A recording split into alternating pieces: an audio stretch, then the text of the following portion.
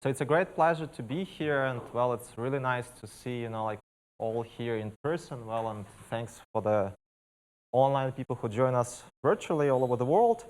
So what I want to talk about today, I want to talk about decomposition results in rational dynamics. And not only that, I want to talk about some connections to other fields, including geometric group theory, self-similar groups, and mapping class group. So I want to point out that, well, I'm not the first one, not at all, who is talking about building these connections. So just at this conference, we heard John, Volodya, Laurent, Berhard, Dylan, Caroline, Insung, Becca, Mario, and we will hear Sabia speaking about such connections. But my talk would be about decomposition ideas in rational dynamics. And let me just start with some general observations. So what is the decomposition idea? So if you study some complex object, it's really natural to try to decompose it into several pieces of some particular types, and then try to understand each piece separately, and then understand how do you actually glue pieces together. So this idea worked really well in Thurston's quest, Topology Implies Geometry, and resulted into several important, well, fundamental results in geometry of three manifolds, theory of surface automorphisms, and, as we all know, dynamics of rational maps. However, before I start talking about Thurston's decomposition for rational maps, let me start by discussing with you geometrization of surface automorphism. So let's suppose that we have some closed-oriented surface with a finite set of marked points. Then the Nielsen-Thurston decomposition tells you that any automorphism F can be canonically decomposed by some invariant multicurve into pieces of two types, either periodic or pieces that admit pseudo-Noether structure. So there are like several things that appear on the slides that deserve to be defined. So how do we actually decompose some surface automorphism using an invariant multicurve, and what are the types of the decomposition? So let me start by first formalizing the types of the decomposition. So if I have some automorphism of a surface, I say that it's periodic if some iterate is isotopic to identity. So for instance, you could imagine rotating this surface of genus 3. And this is going to be an example of a periodic surface. So the other type are the so-called maps that admit pseudo-Noether structure. And what is that? Well, we suppose that we may find two transverse foliations on a surface so that my automorphism F stretches lines in one foliation by some factor lambda and contracts line in the other foliation by lambda. So locally, the picture should look like this. So I have some rectangle, and this rectangle should be stretched in one direction by factor lambda and contracted in the other direction by factor lambda. So this pseudo-Noether structure is locally modeled on the Noether structure for tori. So if I have some hyperbolic element of PSL to Z, well, I may find the corresponding eigenvectors and eigenvalues. So I will have two eigenvectors V1 and V2. And, well, my matrix action would stretch one vector by factor lambda, and it would contract the other vector by factor lambda. So what I could do afterwards, I could project this map on the torus. And as we will see, well, if I look at the lines parallel to this vector V1, they would project onto a foliation of the torus, and they would be stretched by the factor lambda. And the red lines that are parallel to this guy would be projected to another transverse foliation, and they would be contracted by lambda. So those are the two types of maps in our decomposition. So how do we actually now decompose our surface into pieces? Well, we decompose them using multicurves. So if we have some closed simple curve gamma in the complement of the marked points, we see that it's non-essential if it bounds a disk with at most one marked point. So in particular, this green guy here is non-essential, and this green guy here is non-essential because it bounds only one marked point. However, these two red curves are essential. So what's a multicurve? Multicurve is a finite family of essential curves that are pairwise disjoint and not anisotropic relatively to the marked set. In particular, these two curves would form such a multicurve. So now, let's add dynamics. So let's suppose that I have some automorphism, and let's suppose that this automorphism permutes these two curves up to isotopy. And, well, this gives me actually a way to cut my surface into pieces. So by definition, a multicurve is called invariant if the image of every curve is isotopic to some other curve from your multicurve. So if I have such a situation, what I could do, I could take scissors and cut my surface into pieces along my invariant multicurve. So in this particular case, this surface would be cut into three surfaces. One of them would be, well, so okay, like I would have one surface of genus 2 with two marked points that correspond to my curve. And I also will have two tori with two marked points, one which is, so to say, survived, and the other one which corresponds to the curve, to the boundary curve that I cut it. So now if I look at this homeomorphism phi, what I can say that it must permute the pieces of this decomposition up to isotopy. So in particular, this isomorphism phi would actually up to isotopy map this white guy to itself, and it would permute these two guys. So what does it mean? It means that I could, for each small piece, consider first return map, and this would be a new surface automorphism defined up to isotopy. And what does now Nielsen-Thurston theorem says? Well, that for any automorphism, you could find some canonical invariant multicurve that decomposes this automorphism into maps of two types, either periodic or the ones that admit pseudo-Noether structure. So that's the story of the Nielsen-Thurston characterization of surface automorphism. So now let's talk about rational dynamics. So in my talk, I'm going to try to be rational, so therefore I'm going to only restrict to the situation when we talk about post-critically finite branched covers of the sphere. So let's recall that the post-critical set consists of the forward iterates of the critical points, and I'm going to denote it by PG, and the map is called post-critically finite if the set is finite, meaning that each critical point has finite orbit. So what Thurston was trying to understand, he was trying to understand the following question. When such a branch cover is realized by some rational map. And here, similarly to the world of mapping class groups, we see that something is realized by nice geometric structure if you have conjugacy up to isotopy. So we really want F and G to be conjugate up to isotopy related to the corresponding post-critical set. And as we all know, well, we have this fundamental theorem of complex analysis, of complex dynamics due to Thurston that says that any post-critically finite branched covering, well, with some extra condition, is realized by rational map if and only if there is no Thurston obstruction. And what is Thurston obstruction? That's again some invariant multicurve, and that multicurves must satisfy certain mapping properties that were mentioned, for instance, during Mario's talk or during Dylan's talk. So I'm not going to define Thurston obstruction in the complete generality. What I'm going to do instead, I want to define the simplest possible Thurston obstruction that was already mentioned during Becca's talk and during, let's say, Seryoja's talk. And the simplest obstruction are Levy cycles.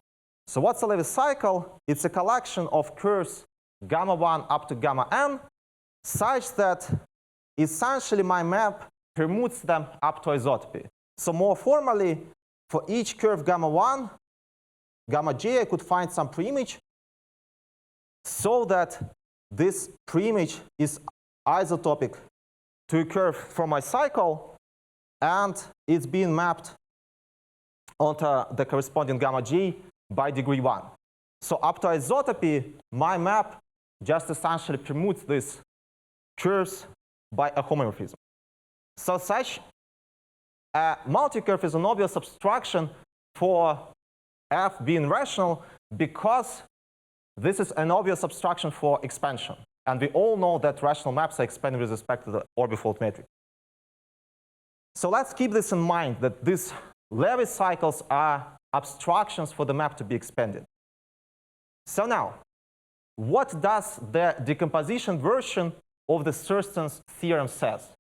Well, it says that if you have any postcritically defined branched covering map, now without any restrictions, you could always find some canonical multicurve so that f decomposes into maps of three types: homomorphisms, double covers of torus endomorphisms, or rational maps.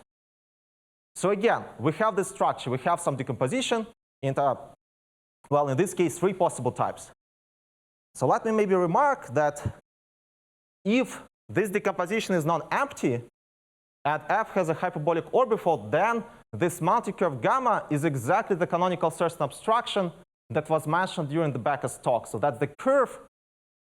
So this is exactly the collection of simple closed curves whose length goes to 0 under Thurston iteration. But to really understand this theorem, what do we need to do? We need to actually understand how do we decompose rational maps, or more generally, postcritically defined branch covering maps along multicurves. So we discussed how do we do this in the case of surface homomorphisms. But now let's try to understand how does decomposition work in the case of branch covers.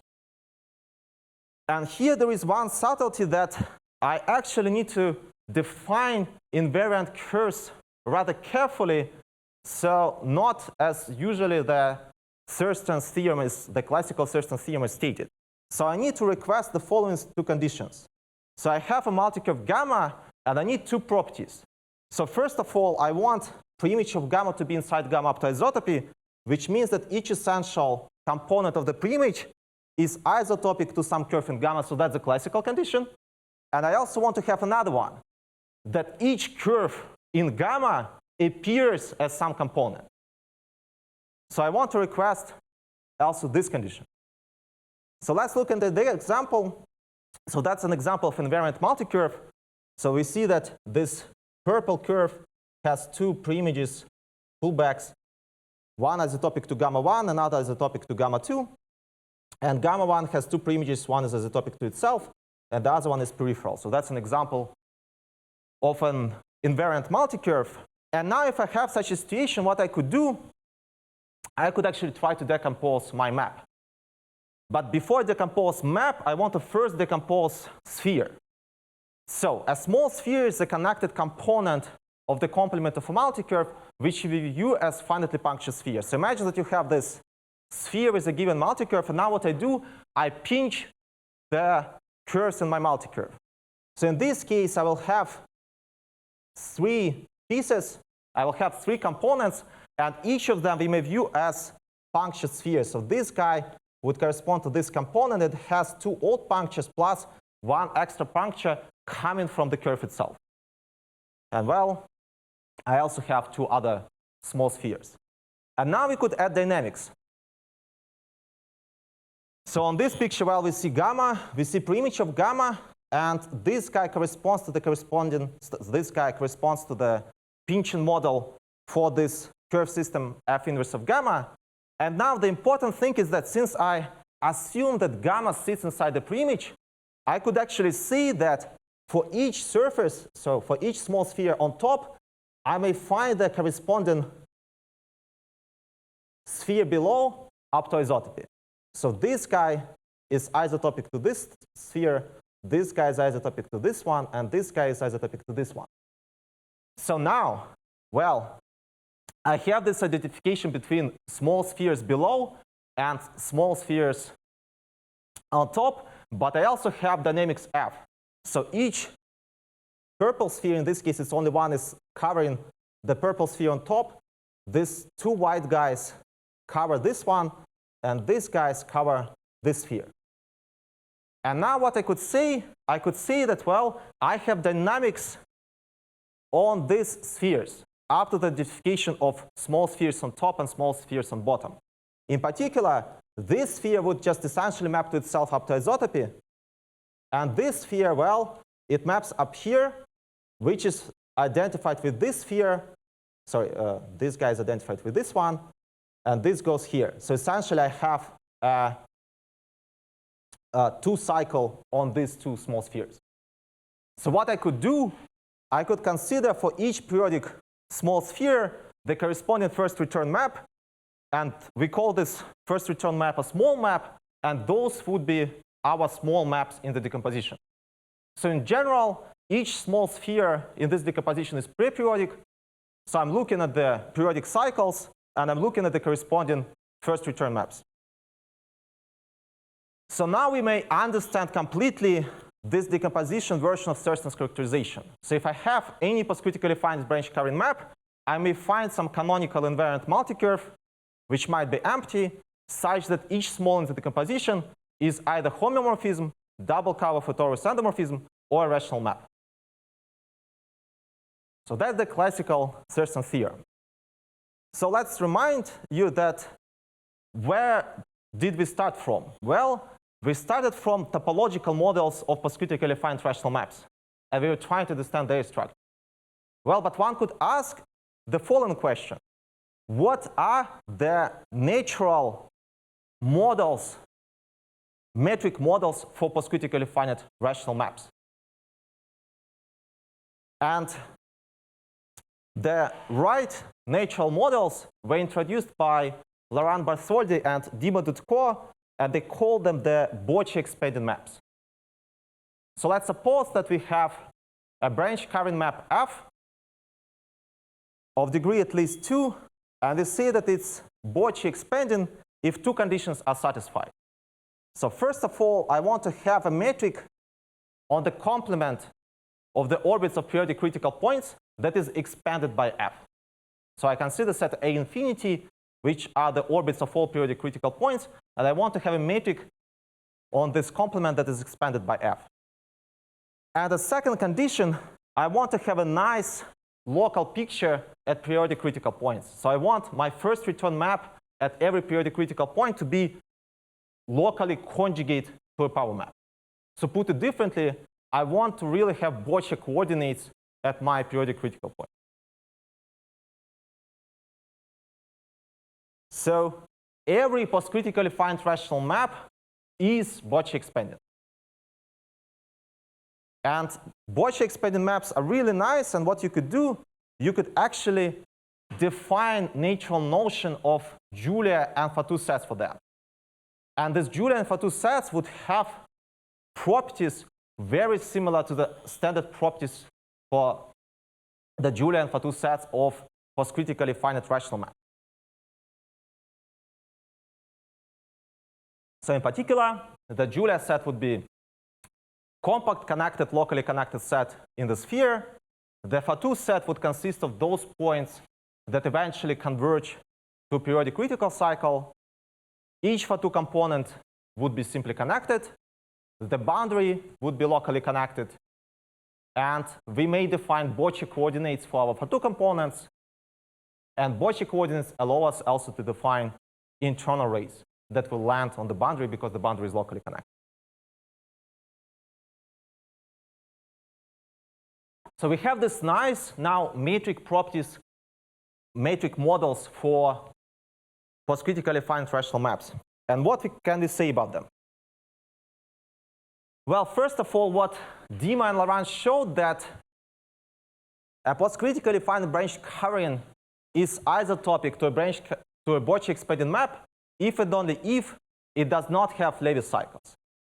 So as we discussed before, Levy cycles are obvious obvious obstructions for expansion, but in fact the converse is also true. So that's the crucial thing in the theorem, to show that actually if you don't have Levy cycles, then you may define some nice metric so that all the conditions that we wanted to have, so that it's going to be expanded with respect to F up to Z. And well, Dima and Laurent showed not only that, they also produced a new decomposition for postcritically finite branched coverings, which is called canonical Levy decomposition. So what they showed is that you may find some canonical Levy abstraction such that each small map in the decomposition is either Boche expanding, a double cover of a torus endomorphism, or a homomorphism. So put it differently, what they did, they really embedded nicely the Levy abstraction inside the canonical Thurston abstraction. So if you have some post-critically finite branch covering map, well, you first find, post-critically finite branch covering, yes. You first find Levy abstraction. This decomposes into some, so to say, easy pieces that we understand, or transfer the work to the mapping class group community. And what is left are the Boche expanding maps. So those were the news from Dima and Laurent. And the natural question to ask is, well, those decompositions essentially work non-trivially only for obstructed maps. But is there some natural way to decompose rational maps? So again, for rational maps, all this Levy decomposition and canonical decomposition would be trivial. But can we find some natural way to decompose post-critically finite rational maps? So in principle, we already saw, let's say in Caroline's talk, some ideas how we could try to decompose rational maps. So we could try to use the beautiful construction by Dowdy and Hubbard, which is called mating of polynomials, that combines together two polynomials to form a branch covering. Like you see here some two pictures of matings. But what's the problem here? The problem here is that, well, if you would try to decompose or unmate some rational map, then it may not be always possible to do this.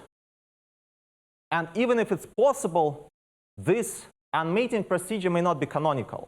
So in particular, this picture provides two different unmatings for the same map. So this is a so-called phenomenon of the shared matings. So what we want to do, we want to have some canonical decomposition of the rational maps. And what is the idea? Well, the idea is that we will use the structure of the Julia set. Namely, we want to use touching for two components. So when I say that for two components touch, I mean that they have intersecting closures.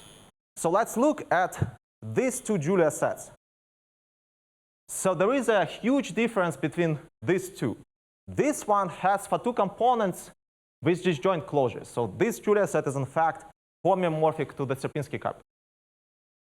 But this guy satisfies this following observation. So whatever two for two components you pick, you may always find some paths that would intersect the Julia set in countably many points. So you may connect any two for two components by a path that would intersect the Julia set at countably many points. And that's the idea of our decomposition. So we want to decompose our post-critically finite rational maps into maps of two types. The first will have many touching for two components, and the other one will have no touching for two components. And the idea is that we want to extract the clusters of touching for two components. In particular, for this example of a Sierpinski carpet tuned with a rabbit, we really want to decompose it into some Sierpinski carpet and a rabbit. So let me now show you the theorem that we proved with Dima and Dirk. So before I show you the theorem, let me tell you what are the two pieces of the decomposition. So the first piece of the decomposition would be the maps with no touching for two components, which we call Sierpinski carpet maps. So F is called Sierpinski carpet if the Julia set is homeomorphic to the standard Sierpinski carpet. And the second type is what we call Crochet maps, or Newton-like maps, or Doyle maps. And those are the maps where we could connect any 2 points in the post-critical set by a path that intersects the Julia set in countably many points. So those are examples of maps where we have many touching for two components. And now our decomposition theorem says that given any post-critically finite rational map with non-empty for two set, we may always find some canonical multicurve that decomposes our map into pieces that are either Crochet map or Sierpinski capital. So that's the main theorem of this talk that I wanted to communicate to you. So any questions to me about the formulations of this theorem?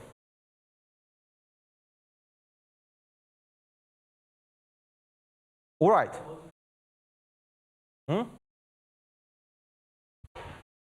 So is canonical multicurve invariant? Yes, this multicurve is going to be invariant. Yes.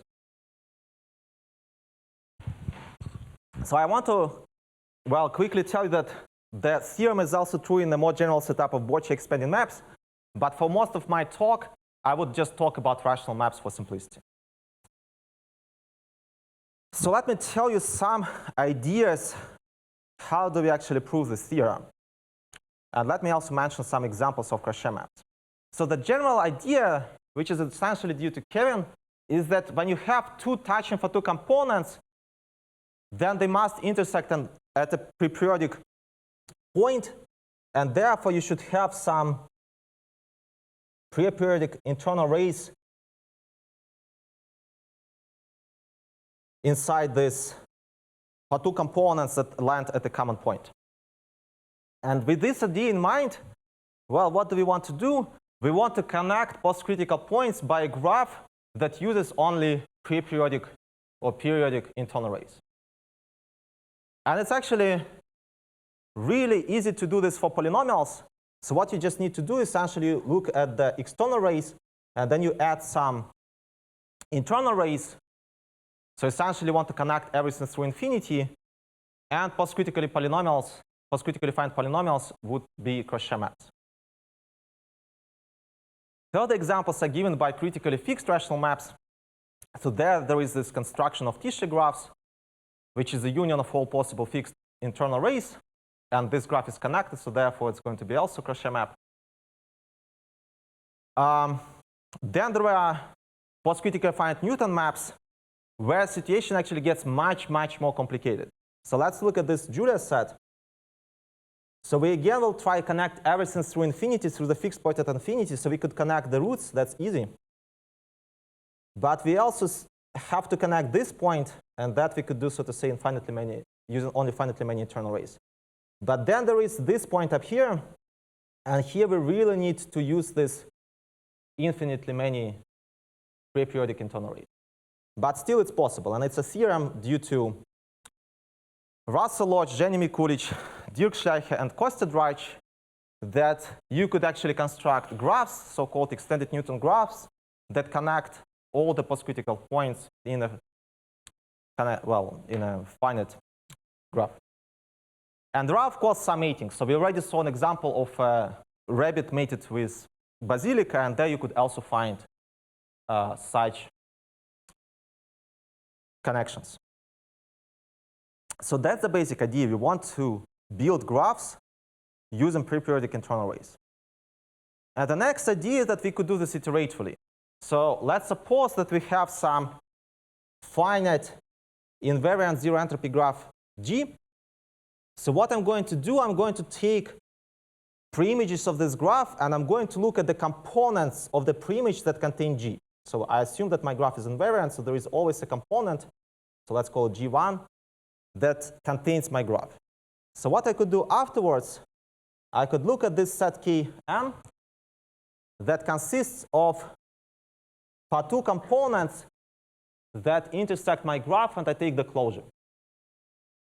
And afterwards, what I'm doing, I'm looking at this set Kn, I take the union, I take the closure of this union. And this thing is called the cluster of the graph G.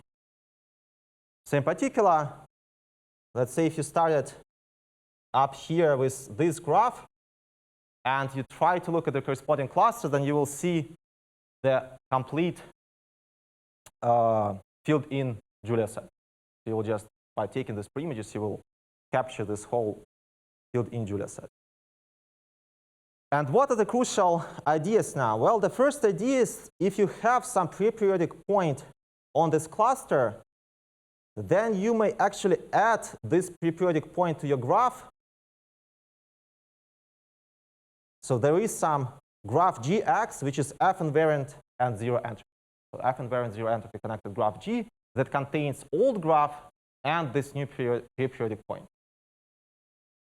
And the second idea is that if you have two clusters that have non-empty intersection, they must intersect at a pre-periodic point, and essentially this means that we may combine the cluster. So we may find some other graph that would actually capture both of these clusters. So those are the one part of the ideas that we use, and this essentially results in this what we call Crochet algorithm. So we really, like do the crocheting process. We one by one we try to connect all the touching for two components. So we compute the maximal clusters of touching for two components, and if the clusters are maximal, it means that they disjoint, and once they disjoint, I could actually look at the boundary multicurve of these clusters, and this curve would be invariant. So once I capture the clusters, I may look at the boundary multicurve of these clusters relative to the post-critical set. And this curve would be invariant. And I may use this curve to decompose my map. And now I'm in good shape. I could iterate. So I split it some. So I extracted some Crochet maps. And now, well, I just iterate. So we iterate until each small map in the decomposition is either Crochet or Sierpinski. So in this situation, well, once I find the clusters, maximal clusters, well, my map decomposes into the rabbit and to the Sierpinski carpet, and essentially the process stops. Because, well, for these guys, these maximal clusters are trivial. Here the maximal cluster is the whole Riemann sphere. Here the maximal clusters are just disjoint for two components. The process stops. But in principle, after the first iterate, you may need to do more steps until you get the complete decomposition with the Crochet and Sierpinski carpet map. So in fact, we do one more step, which is a bit artificial right now. Like, I will try to explain why we do this at the end. So we actually want to glue some Crochet maps after this decomposition. So in any case, in principle, this decomposition is already good. It's a canonical decomposition into small Crochet and Sierpinski maps. But for some topological reasons, we actually want to glue some Crochet maps afterwards. So, and to understand these topological reasons, we need to introduce the notion of a cactoid. So what I want to do, I have some post-critically defined rational map, and I want to consider equivalence relation on the sphere that collapses all the photo components. So put it differently, I'm adding to my equivalence relation all the points in the closure of the same photo components, and then I consider the smallest closed equivalence relation that contains this subset. So the quotient space would be Hausdorff, and in fact, it's going to be a sphere cactoid. So it's going to be some tree-like collection of segments and spheres. So in this case, well, each photo component is connected to any photo component by a countable chain of touching photo components, so therefore the quotient is a point. In this mating, the quotient is also a point. In this tuning, well, this quotient would collapse the small rabbits, but otherwise, and would also collapse all the photo components, and I'll just get a sphere. So what's interesting is this map. So thanks, Hlushchanka, for the picture. So in this picture, if I do this quotient, what I will actually get is an interval. So this point, let's say, corresponds to the inner photo component. This point corresponds to the outer photo component. So in this picture, we see this necklaces of touching photo components, which means that they would be collapsed to the same point. But what we also see up here, that we have some, we have some Cantor-like multicurve that sits in the Julia set and would actually, and this would actually mean that the quotient space is an interval in this case. So this Cantor-like collection of multicurves would actually forbid you to identify this inner photo component with the outer photo components, and then you will have an interval. And as a general situation, when we have some sphere cactoid, well, you should really think of spheres corresponding to small Sierpinski carpet maps, segments corresponding to Cantor-like multicurves sitting inside your Julia set, and points corresponding to small Crochet map. So that's what you should have in your mind about this decomposition. So let me give you the precise formulation of the decomposition result. So if I have any postcritically finite rational map with non-empty Fatou set, I may find a unique invariant multicurve such that it satisfies two conditions. First of all, each small decomposition is either Sierpinski or Crochet, but I also want something extra. I want the following to be true for the quotient map that is coming from this identification of Fatou components, touching Fatou components. So I want Julia sets of small Sierpinski maps project onto spheres. I want Julia sets of small Crochet maps project to points. And not only that, I want different small Crochet Julia sets project to different points. And exactly because of this last condition, in this algorithm that I showed you before, we had this step 4 where I was identifying some Crochet maps. So I was gluing them together because we want to have this last condition. So one corollary that you could get from the theorem is that maximal Sierpinski-Capet maps are actually well defined. So the Sierpinski-Capet maps in our decomposition, they are maximal Sierpinski-Capet maps that you could get.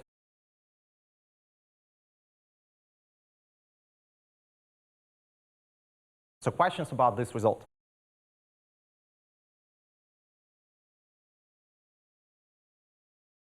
All right. If not, then let me tell you something more that we deduced from this decomposition theorem. Namely, using this decomposition theorem, we could discuss some alternative characterizations of topological complexity of Julia sets. So, well, we already saw the definition of Crochet map. Any two postcritical points may be connected by a path that intersects the Julia set at countably many points.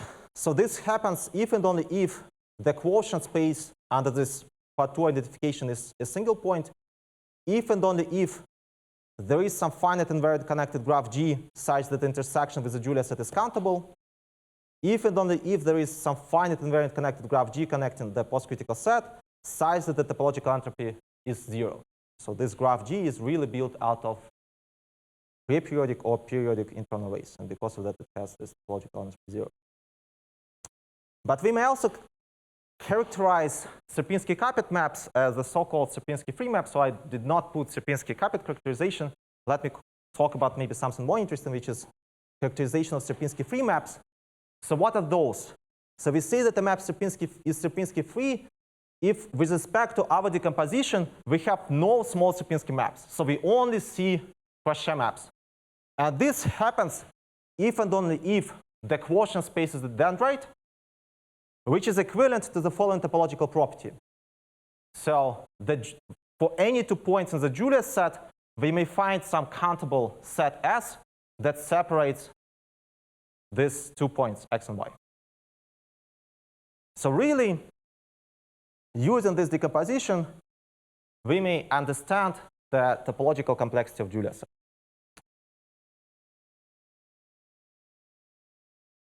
So what I want to talk about at the end of this last lecture about the global dynamics are some connections to geometric group theory and self-similar groups. So one connection that we already saw in the talk of Mario Bonk and also in the talk of Insung Park, if you attended it, that, well, one natural question that you may ask is, all right, so we were measuring topological complexity of limit spaces. What is the natural way to measure geometric complexity of limit spaces?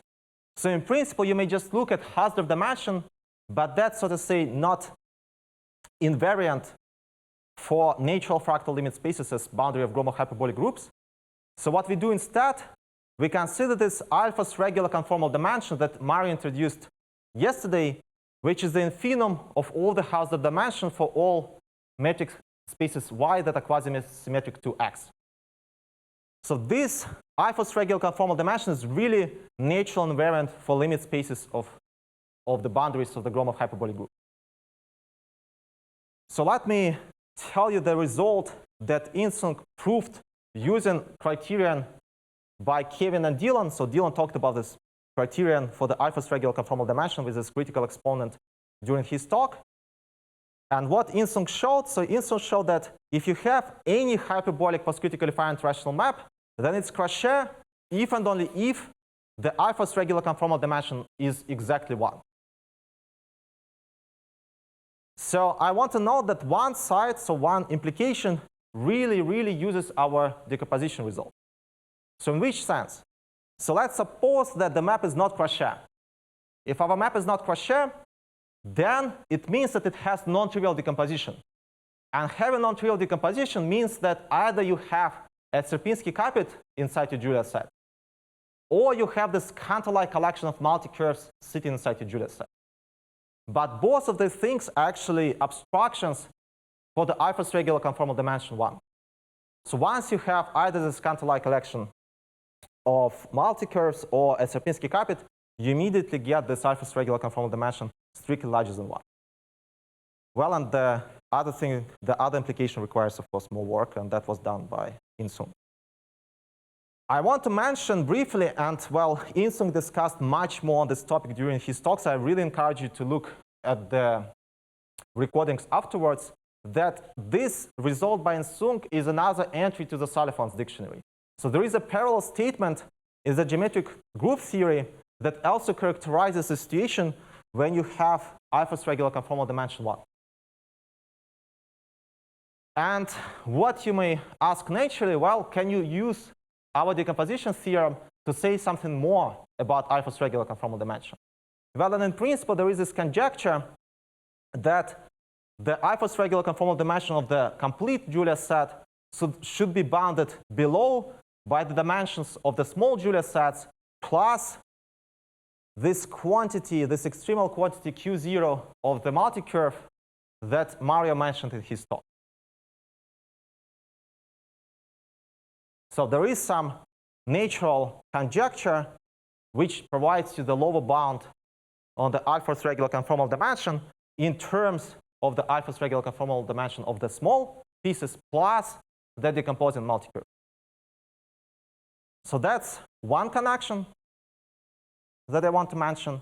And the second connection that I want to mention is the connection to the self-similar groups theory. So what Dima and Laurent showed, well, they have a large series of papers. I think at the moment it's 4. All right, and we are waiting for the 5th paper. So they show that if you have a postcritically defined branch covering map, well, with this extra condition, hyperbolic orbifold and degrees at least 2, then it's isotopic to a Bocci expanding map if and only if the IMG is contracted. So you have an algebraic version, an algebraic characterization of the expanding maps. And what they also say that, well, this canonical Levy abstraction that we have is computable. However, this it's not efficiently computable because it's essentially at the moment only countable search. You need to search for the Levy abstraction. So the work in progress that we are doing with Dima would prove actually that for Crochet maps, we have the following algebraic characterization. Iterated monotomy group is generated by an automaton of polynomial growth. So there should be some algebraic counterpart to this condition that F is Crochet. And not only that, once you start from a Bocci expanding map, so once you have some finite nucleus, then you could use this machinery of bisets to actually efficiently compute the canonical Crochet-Sierpinski multicurve decomposition. So independently of this progress, our result also implies using, well, several results. So like using the characterization for amenability by Hlushchanka, Nekrashevich, and Delazal, and recent work by Volodya, Kevin, and Dylan, plus our decomposition, we could get that F is Crochet if and only if, we could get that F is Crochet, then the iterated monotomy group is amenable. So in principle, it would be really interesting to study what happens if F is not Crochet.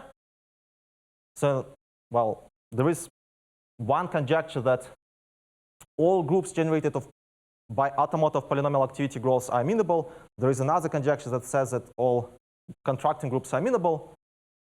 So this essentially is the intersection of these two, as Volodya, Kevin, and Dylan observe. And, well, if you want to make progress towards these conjectures, what you could try to do, you could try to consider some examples of maps where the decomposition is not trivial. So in particular, we saw this example where the quotient space is an interval, and I consider this a very natural example to try to study amenability question. So I want to finish my talk with some further questions that one may want to look at, and some of them we already discussed with Dima. So first of all, our decomposition theorem provides natural way to localize certain abstractions. So if you have some obstructing curve gamma, and you start from a Bocci expanding map, then either gamma sits inside the decomposing multicurve or it's inside the small Sierpinski sphere. So if you want to localize and understand certain abstractions, essentially after our theorem, we get that you should understand abstractions for Bocci expanding maps where the Julia set is Sierpinski cupping. And well, once we have this decomposition, it's also very natural to ask, can we use it for the combinatorial classification problem? Well, there are several obstacles on the way, but in principle, you may hope that our result provides this idea for the divide and conquer strategy. So the next natural question to ask, all right, we have these Crochet maps. Is there some natural decomposition of Crochet maps? And there are some ideas. In particular, you could try to decompose Crochet maps by resolving local cut points. And finally, the last and maybe the most general question that one could ask. In my setup, I just restricted myself to post-critically finite rational maps, meaning that I work on the planar situation. But in principle, we may look at limit spaces of abstract contracting self-similar groups. So they don't have to be planar. And is there some natural decomposition similar to ours in this case? All right, so that's all. Thank you for your attention.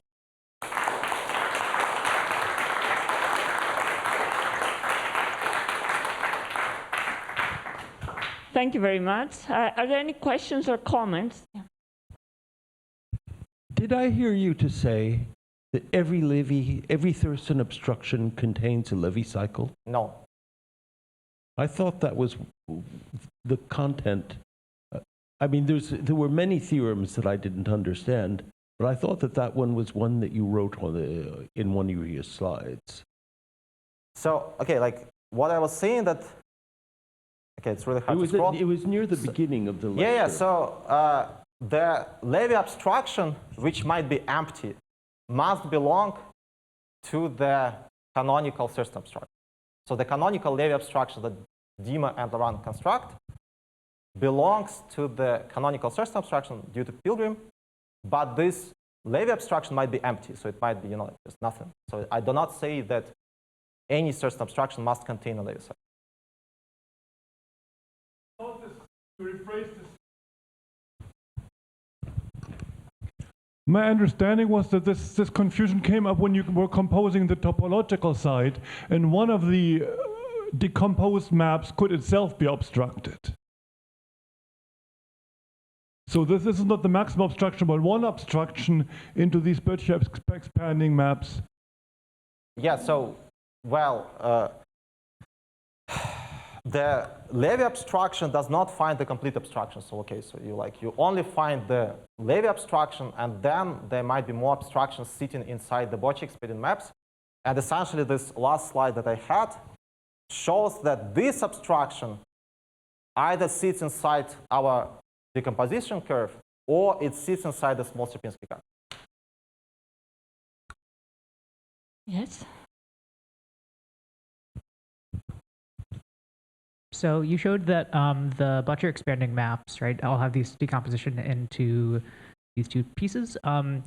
Is it clear that you can always take the two pieces and glue them back together to get about your expanding map? And if so, do you know which ones give you Yeah, actually rational maps? It's more or less clear. So if you glue along a multicurve that does not have Levy cycles, then you could do that. So there is like a description how you do it. Sorry? Can you say which ones give you rational? So, well, I mean, a priori not. So like if you have, if you start with Bocce expanded maps, okay, like if this Bocce expanded maps are abstracted, then okay, it's obviously that the glue thing will not be abstracted. And if you glue things not along the abstractions, then it's also not going to.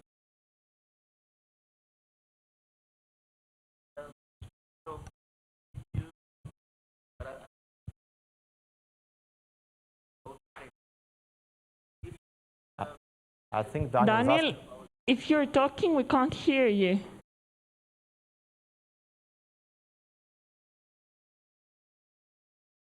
Okay. Can you hear me now? Yes. Yes, now we hear you. Okay, sorry. For some reason, this always, I don't know, it always adjusts the sound. Okay, so when you have, your well, canonical obstructions, so either in, like what you talked about, or, let's say Kevin's, what happens on the level of the iterated monodromy group? Can you then decompose the iterated monodromy group and, I don't know, have some amalgamated product, or I don't know, something along those lines? Yeah, I mean, like that's what one of the papers of Dima and Laurent is about, that you may actually find, so there is an algorithm that finds this abstraction, and well, you decompose your group as an amalgamated product. So I don't. Okay. Yeah. Okay. So Laurent, did you talk about this in the Stony Brook seminar?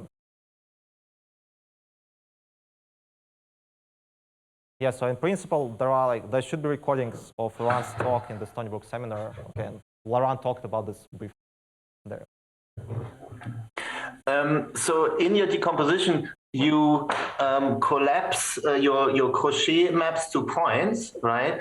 So would it be possible to do the reverse operation to kind of blow up the point and sort of glue in some Crochet map, well, maybe glue in some polynomial to sort of, let's say, go around along, I don't know, let's say the Mandelbrot set, and, to move around it and have different types of maps? I mean, in principle, yes. So like, like you could decompose and combine maps in the spirit of Kevin, but I mean, there are like all these questions about the realizability of these maps, but we don't know about it. Thank you. I have two questions. First one is, the Crochet map has zero entropy graph. Is that graph canonically defined, or? Say it again? So is that graph canonical in some sense? No. So right now it's not canonical. Okay. So we just find some zero entropy invariant connected graph. Okay.